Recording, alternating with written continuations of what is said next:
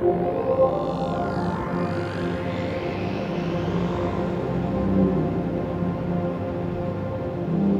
you think this new physics can stay legal? Danger of being banned? It's a very good question, but I don't like to think about questions like that. I think that whether it's legal or not, people will do it. Yeah. So that's irrelevant to the... What do you think, it'll be more acceptable by more people than psychedelics? It'll be just as scary. It'll be more frightening, Will there be ego death? Yeah, but there'll be people who will like this. I think it'll be more accessible than psychedelics. And there'll be opportunities for people in Silicon Valley to improve this, like the iPhone. You know, there'll be better and better models of these connectors, and there'll be all kinds of. Well, there was the brain machine movement in the late 80s. I've never found a brain machine that worked. Believe me, I tried all sorts of brain machines. What's going on here? The only brain machine that even came close to working was Allison's boyfriend, Allison Candy's boyfriend.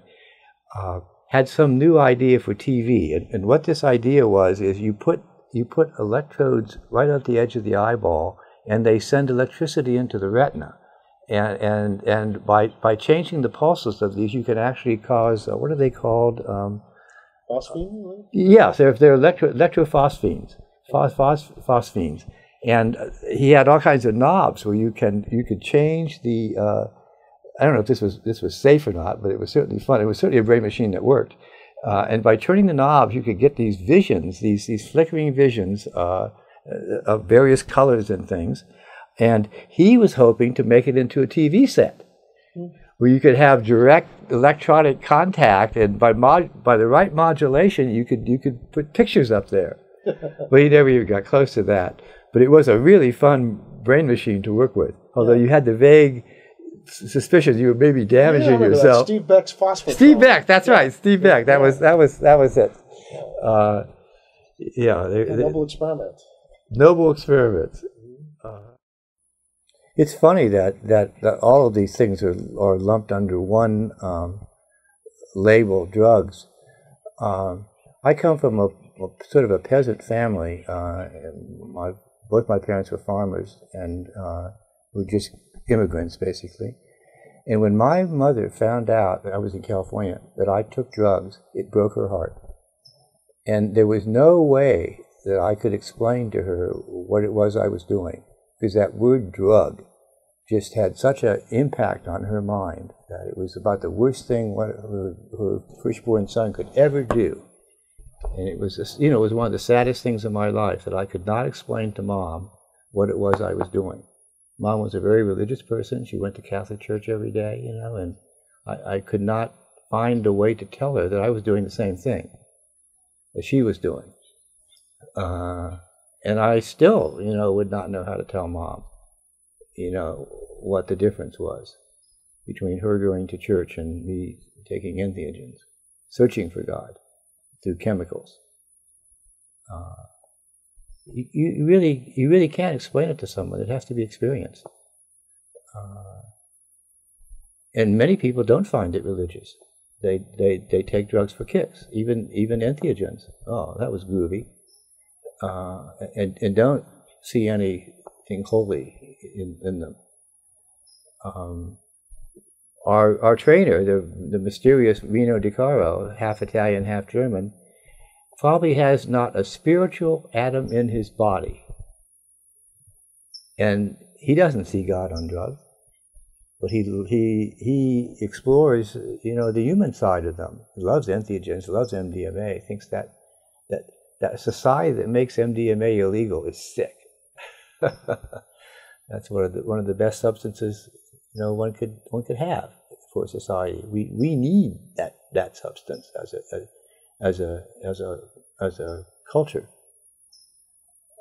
I think that after a certain age, I think it's really ridiculous that they won't allow terminal cancer patients to take whatever fucking drug they want. I mean, you can't argue it's going to be, if you're going to die anyway, why can't you take any drug you like?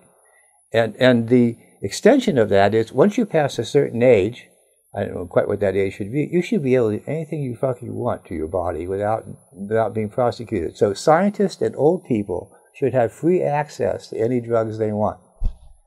I think I qualify in both counts. So, but our society is, I don't even think that's enlightened. I think that's common sense. An enlightened society would take a look at these drugs objectively and say which ones can help, promote, and do we want a society based on alcohol and cocaine, or do you want a society based on LSD, MDMA, ayahuasca? Which of the drugs we're going to promote? And our society's picked, for some reason, the absolute worst drugs to make as its standards, good drugs. One is easier to sell widgets to. That's the alcohol and cocaine society. Well, we could sell widgets with MDMA and LSD. They'd just be different widgets. I think. I mean, they'd be more pleasure-oriented substances.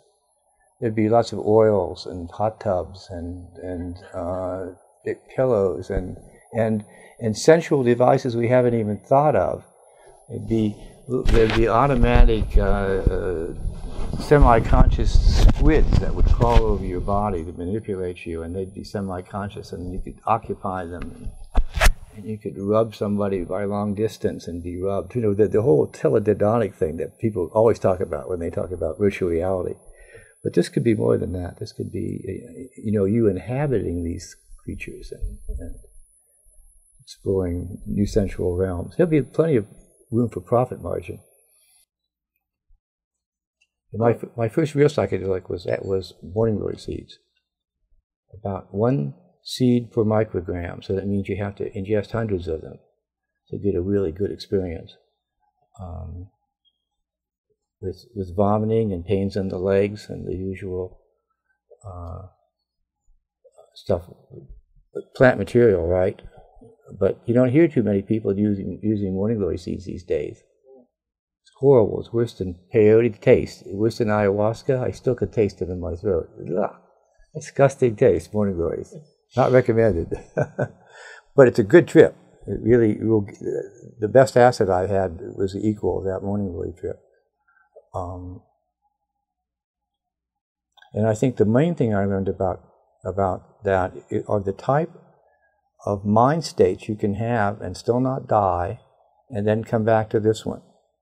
The options that are available for experiencing the world. I never realized there were so many options. Most of them not viable to live in the real world. You couldn't live without an ego and survive in this world unless people took care of you. And you'd be sitting here like they do with the gurus in India, who have transcended. Well, see, that's where we get into different personalities. That's why you need to talk to more people than just me. See, I'm interested in science, and I can see a new expanded science arising from this. But there'll be other people who are interested in, for instance, tantric sensuality and things of that sort, or profit margin, the new psychedelic economy. One of the amazing things in Star Trek, I think it was called the First Contact. Was that one of the Star Trek ones? The First Contact movie. They pick up a woman from this Earth, and she's terrified because these aliens have abducted her, and they take her to the Starship Enterprise, and she looks around the Enterprise, and when she quiets down, and she says, "Boy, this must have cost a lot of money." And Picard looks at her and says, "Oh, we don't do that anymore." And you kind of wonder, what kind of economics a 25th century society would have. And that's a very good question. You should ask about psychedelic money. Yeah. The closest I ever got to that, do you have you have some tape in there? I do. Let's put your... Okay, well, there I was. I was doing light shows. You got this? I was doing light shows at one time, and I went, it was a recreation of the Summer of Love in a basement under the San Francisco Civic Center, put on by a motorcycle gang called the Sons of Hawaii. And they were having trouble with people counterfeiting tickets to this place. So they couldn't tell who were the real people and who were the people who were supposed to be there, the people who had passes. I had a backstage pass because I was doing a light show, but they didn't trust me. So they took a whole bunch of us and they locked us up into a room, in one room, a security room, monitored by a biker named Satan. And Satan basically just kept us in there for about 10 or 15 minutes and let us out. There wasn't any inquisition or anything. But while I was there were all these weird people among who had come. And it was one guy who was a compulsive writer, and he was writing on these sheets of paper that he had brought with him. And I looked over his shoulder and I read one thing that still sticks with me about. It said, "Praise shall be the wage of the Aquarian age." So there's an idea. For a alternative to money, that your gifts are appreciated, whatever they are. We all have gifts, different from others. And to have your gifts appreciated, that's a real hit.